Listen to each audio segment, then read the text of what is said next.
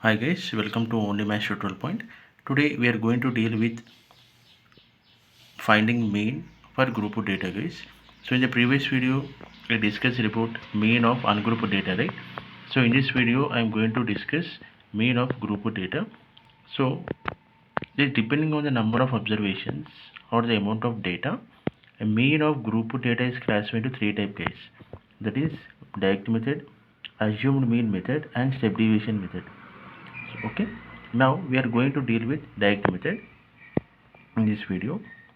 Suppose x1, x2, x3, so on are the number of observations with respect to the frequencies.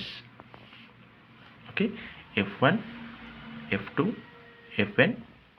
Therefore this indicates x1 occurs f1 times and x2 occurs f2 times, x3 occurs f3 times, so on, guys.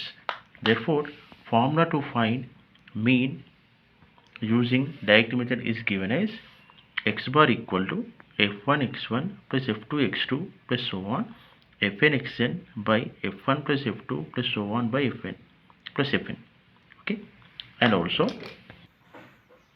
where summation fi xi equal to sum of all the observations and summation fi, okay, sigma fi equal, it is sum of frequencies or observations. Therefore, this method is applicable only when number of observations are very little, guys. When the number of observations are limited, then we can apply this method. For number of if the number of observations are more, then this method is not at all applicable. We go for the next method. That one we'll discuss in the next video. Thank you for watching. Please subscribe to my channel for more videos and for more updates. Thank you.